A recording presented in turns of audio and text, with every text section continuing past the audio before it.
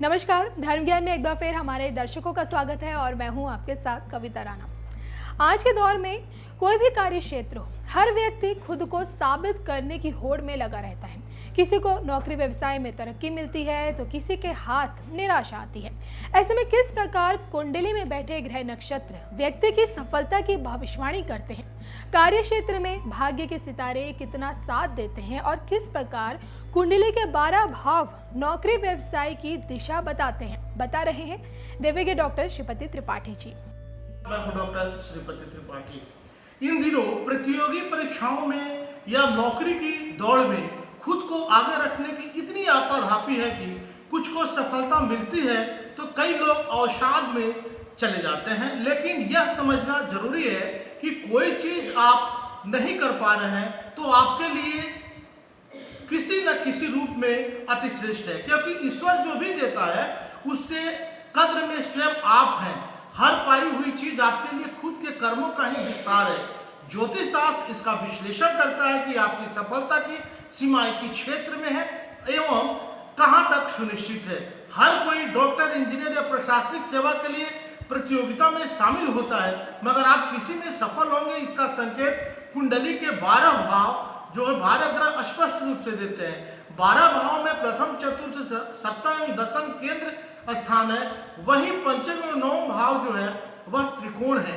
केंद्र स्थान में दसम भाव सर्वाधिक जो है बली है, तो त्रिकोण में नवम भाव बली है जो क्रमशः कर्म एवं भाग्य को निरूपित करते हैं। प्रथम भाव स्वयं का, द्वितीय भाव धन एवं विद्या का, वहीं पंचम भाव व्यवसायिक शिक्षा का।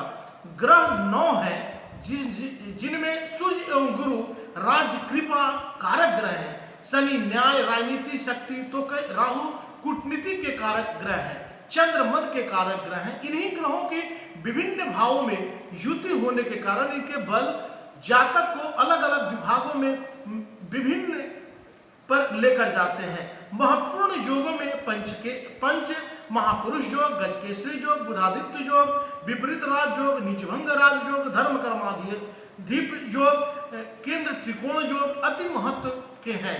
उच्च पद पर जाने के लिए कर्म भाव एवं भाग्य भाव के स्वामी बलि हों, एक साथ दृष्टि युति करें अथवा स्थान परिवर्तन करें एवं कम से कम 2 या 3 ग्रह उच्च के हों एवं शुभ हो। कर्म स्थान में बलि, सूर्य एवं गुरु उच्च पद देते हैं।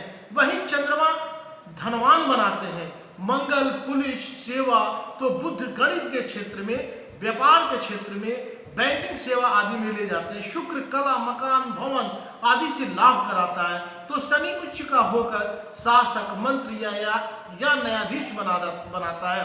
इसी प्रकार कर्म स्थान में यदि मेष राशि हो तो पुलिस, इंजीनियर या सर्जन बनाते हैं।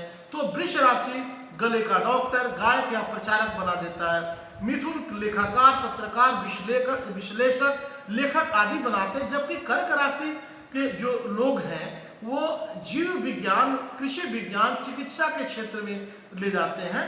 दसम भाव में सिंह राशि उच्च पदों पर जैसे नेता, वन अधिकारी, फिल्म आदि में ले जाते हैं। ग्रहों के अनुसार मंगल का प्रभाव पुलिस सेवा, बुध का प्रभाव लेखा सेवा, शनि का प्रभाव रेल सेवा अथवा न्यायिक सेवा, गुरु की दृष्टि वन सेवा में जाने का संकेत देते हैं। लेकिन यह सब मात्र संकेत है, इसलिए व्यापार संभावनाओं से विमुख नहीं होना चाहिए। कुछ योग जैसे केमद्रुम आदि योग को न्यून या भंग भी कर देते हैं। आचार्य मंत्रेश्वर महाराज ने इन योगों को फलित होने के लिए 4 बातें अवश्य बताई हैं, जिनमें ईमानदारी, अहिंसा, उपेक्षितों के प्रति दया, करुणा एवं ईश्वर भक्ति में पूर्ण समर्पण जो है वह महत्वपूर्ण है। अगर आप कैरियर बनाना चाहते हैं, आप कैरियर में कुछ बेहतर करना चाहते हैं, तो आप अपने कुंडली में दसम स्थान को देखें, अपने भाग्य स्थान को देखें, अपने लाभ स्थान को देखें। उसके बाद अपने कर्म को, अपनी नौकरी को, अपने व्यवसाय को निरूपित करें और उसी के अनुसार आप आगे बढ़ें। जैसे आपको अपने गंतव्य स्थान पे जाना है, आप पैदल जाएंगे, आप 4 व्हीलर से जाएंगे, बाइक से जाएंगे, तीनों गाड़ियों में अलग एक्सर्शन होगा। तो निश्चित रूप से आप जो है अपने को बेहतर करने के लिए, आप अपने को ठीक करने के लिए अपने जन्म पत्रिका के अनुसार उपाय करें और आगे बढ़ें। तब तक के लिए दीजिए मुझे इजाजत। मिलते हैं अगले वीडियोज में। तब तक के लिए नमस्कार। जय श्री कृष्ण। नमस्कार। बद्रिक आश्रम के महत्व के बारे में मैं बताता हूँ। देखिए, ऐसा है, हमारे पूरे भारतवर्ष में 12 ज्योतिर्लिंग है। सभी ज्योतिर्लिंगों का छोड़ के मैं खाली बद्रीनाथ के उसमें आता हूँ। हिमालय तो केदार है, ऐसा स्कंद पुराण करते हैं कि उन 12 ज्योतिर्लिंगों में जो 11वां ज्योतिर्लिंग है वो केदार है। तो समस्या ये थी, अगर केदार ज्योतिर्लिंग है तो जहाँ भी ज्योतिर्लिंग हैं वो भगवान शिव जी के हैं। उन शिव जी के ज्योतिर्लिंग में भगवान नारायण कहाँ से टपक पड़े? और फिर लिखा, वैकुंठो अष्टम साक्षात श्रेष्ठो बद्रिकाश्रम। इन भू वैकुंठों में भी कोई वैकुंठ है तो बद्रिकाश्रम है। उन्होंने केदार को नहीं बोला। ऐसा क्यों हुआ, उसका थोड़ा सा आपको हम वर्णन कर देते हैं। पहला तो ये है, ये भूमि भगवान शिव जी की थी और देवताओं की ये प्रार्थना हुई, हे नारायण, सतयुग में आपके दर्शन हुए तो चतुर्भुज रूप में हुए। त्रेता युग आया तो फिर भगवान का रामावतार हुआ। छोटे अन्य अंश अवतार, कला अवतार, युगावतार बहुत हुए, लेकिन छोटे हुए, उनमें रामावतार सबसे बड़ा था। रामावतार अगर हो गया तो त्रेता में जिन लोगों ने जन्म लिया होगा उन्होंने भगवान श्री राम को देखा। त्रेता भी गया, तब आया द्वापर।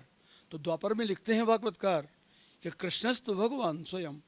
प्रथम स्कंद के दूसरे अध्याय में वर्णन आता है कि भगवान कृष्ण जो हुए वे संपूर्ण कलाओं से हुए, 16 कलाओं के साथ हुए, पूरे भगवान के पूर्ण अवतार थे।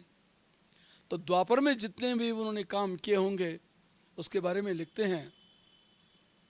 एक श्लोक श्रीमद् भागवत के 11वें स्कंद के 4थे अध्याय में आता है, जहाँ पे लिखा है, नक्षत्रयाम कृतगाम चतुर्सप्त कृतो रामस्तो है गय कुलाप्य वर्गवग्नि सोब्दिम भवंद दशवक्रमहंस लंकम सीतापतिर जयति लोकमलग्न कीर्ति। मतलब सत्युग का अंत आया तो महाराज परशुराम जी ने पूरी पृथ्वी नक्षत्रयाम कर दी, बिना कृत्यों के कर दी। 21 बार उनका विध्वंस किया। इस प्रकार सत्युग गुजर गया। त्रेता आया तो भूमि लिखते हैं, सुब्दिम्बवंत भगवान नारायण स्वयं जो रामावतार लेके आए थे, उन्होंने अवधि में समुद्र के ऊपर श्वेत बांधा, पलिपार गए और राक्षसों का विध्वंस करके रावण का विनाश कर दिया। उनकी अलगन निष्कपट कीर्ति आज भी फैली है। ऐसा आया त्रेता। अब आया द्वापर। तो भूमिर भरावतरणाय यदो स्वजन्म जातक करिष्यति शूरैरपि दुष्कराणि।